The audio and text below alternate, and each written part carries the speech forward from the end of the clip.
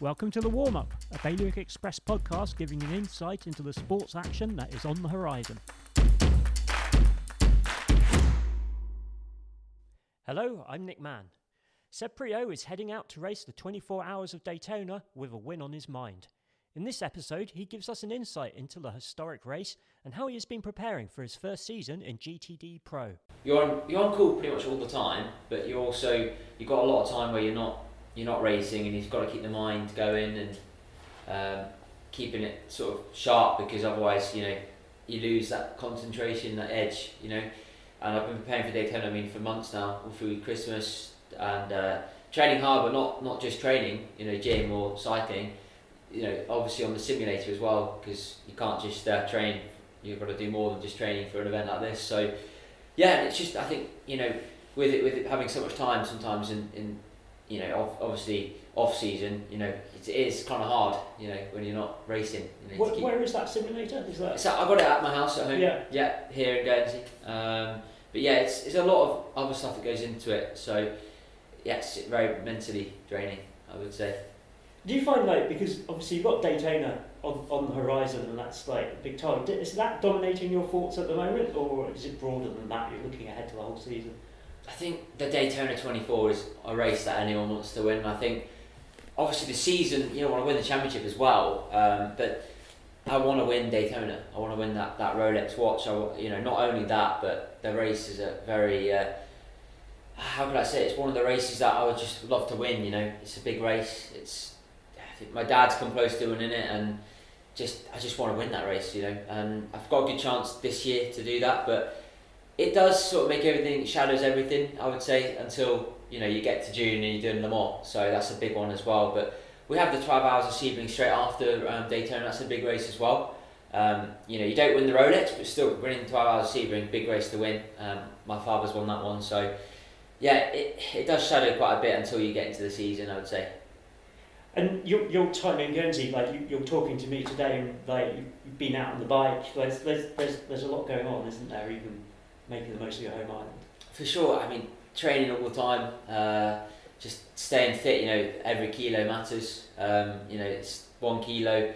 In the grand scheme of things, it's not a huge amount, but 10 kilos is quite big. So if I'm 10 kilos lighter than my teammates, that's a tenth a lap. So, and you add that up over an hour a stint, maybe second, maybe even more than that. So it does really help to 2-3 seconds can make or break you. So in this Daytona race, you're fighting 24 hours, and the last lap you've got 5 cars fighting for a win, and it's 24 hours of racing. So it just shows you that you've got to be on your A game all the time, and yeah, there's no rest.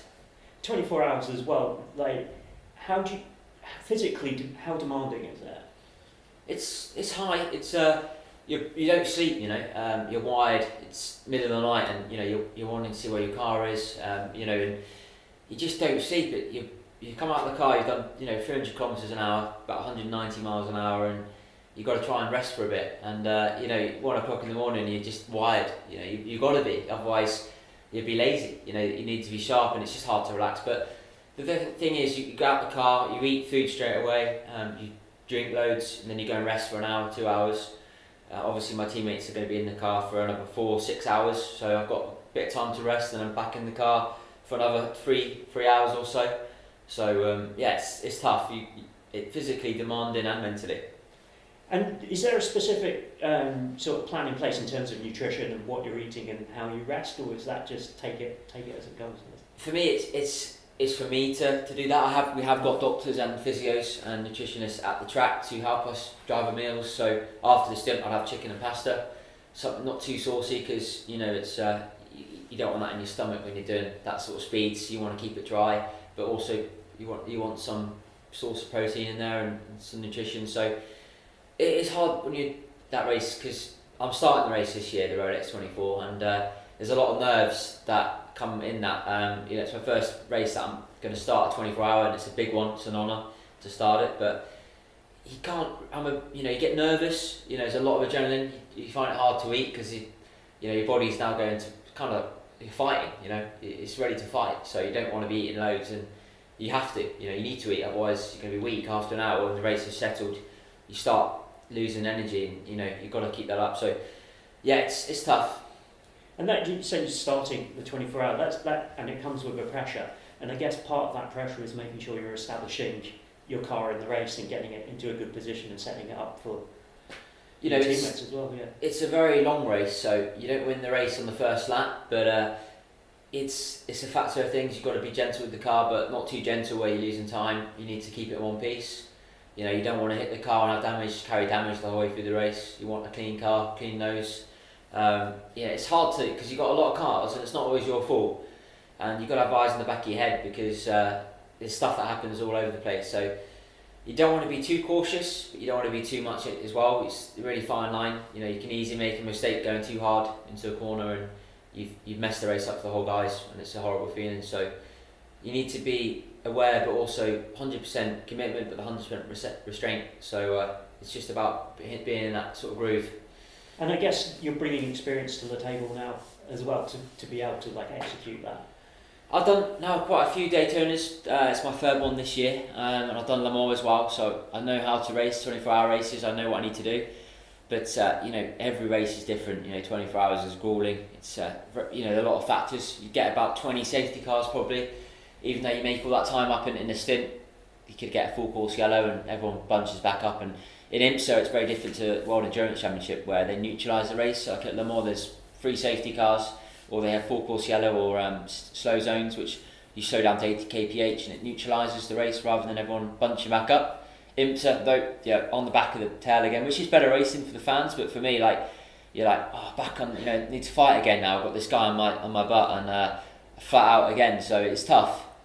Yeah, so need to be committed for it. You're going into the season, same car as last time, but upper level in terms of the competition. And how do you feel about that?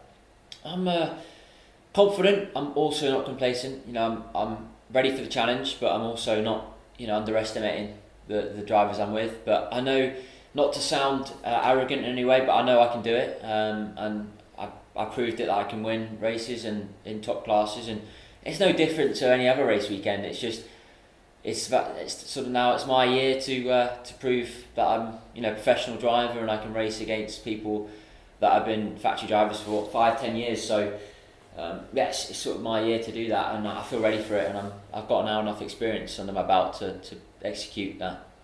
Take me a bit on a lap of Daytona as well. What are the challenges? What's special about it? I think Daytona, you've got these massive bankings along straight, you relax, and you've got to now sort of get yourself tense for the next corner, like bus stop, which is like down the back straight, and so like a left, right, left chicane sort of thing, and that's fast in the dark. You're approaching that corner at 280 kilometers an hour, so that's about 175 miles an hour in the dark, and you don't want to make a mistake there. Every lap the same, you're breathing in and then you breathe out the corner. It's like, I've done that corner, that's one down, now another 200 to go. It's an intense track with Daytona. It's one of these tracks where it's quite an easy track to learn, but it's that last tenth or two which is hard. Whereas like Le Mans, it's a long track, and 1 second is not a lot, and this one's not so long, but it's very floodlit, so it's not too dark.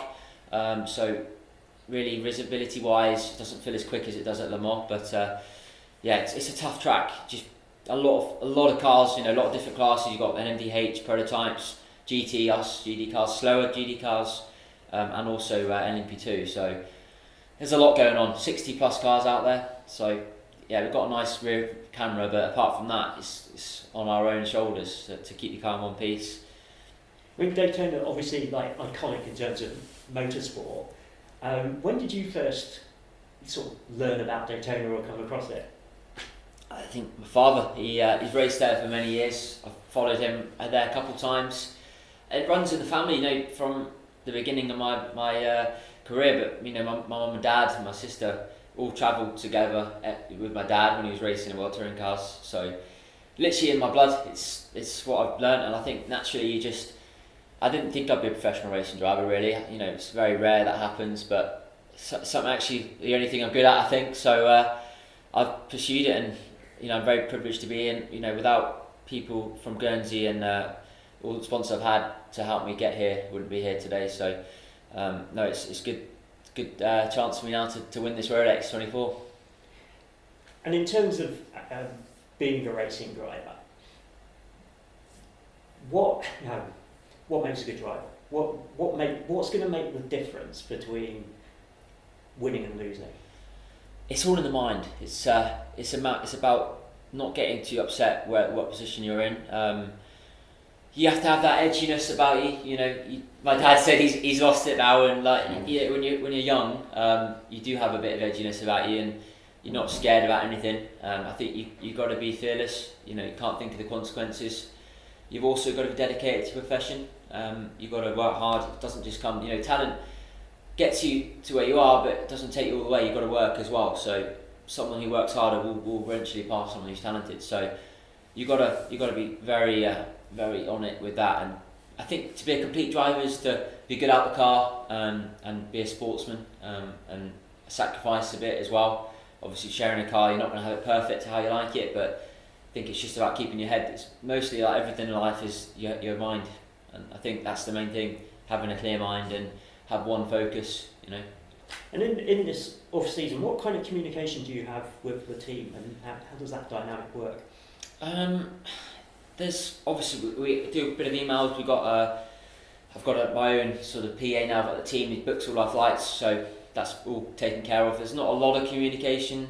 We had a test at Daytona last month, just to refill in my to like what's the word I'm looking for, to like sort of go around the track and feel the car again, because you lose that edginess. Like I said, in 2-3 months of being out the car, you do lose a bit of that edginess. So just did that.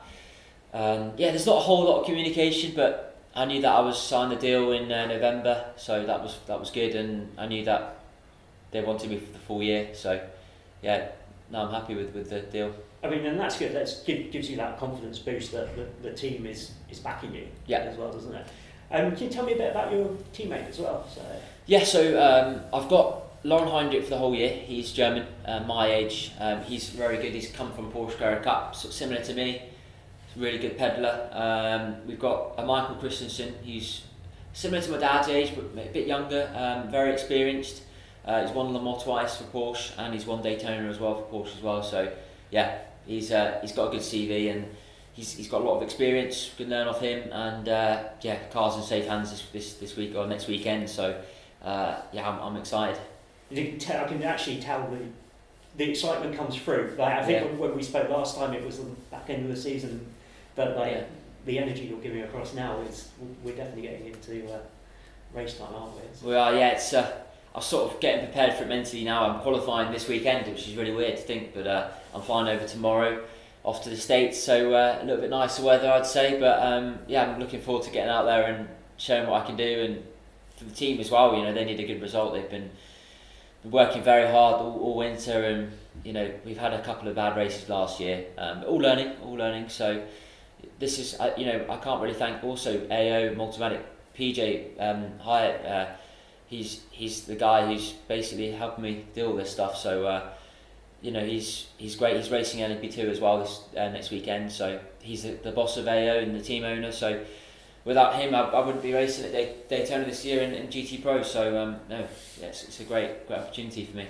How big is the team behind you as well on the day and that kind of stuff? So, they're very behind, very much so.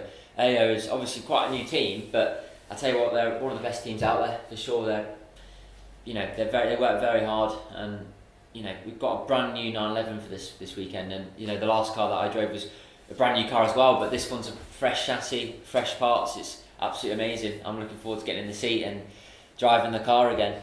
And they're very much behind. They support me. Very, very nice team, and obviously they like me for another year. So it's a very good opportunity for me. And just finally sum up how you're feeling. I think a mixed emotion. I think I can see me with that watch on, but also I can, can't be complacent. I can also see us having a fight in our life. It's a tough race. It's not easy. We'll know in the last 2 hours if we've got a chance or not. So, of course, if the car's slow, we can't do much about it, but we can still push forward, work as a team. It's not going to be as bad as last year. We were very slow last year. That wasn't on Porsche's side. That was with the balance of performance, where people will probably might not understand that, but that's sort of balancing all the cars, like they're all very different. So, but this year it got released just last week. It looks okay, and I think we're going to be in the fight. It's not going to be easy, but nothing's easy, is it, in life? So I think, I'm excited. That was the warm-up. Thanks again for listening. Please like and subscribe for more. You can find all our sports news on gsy.bailiwickexpress.com and on all our social channels.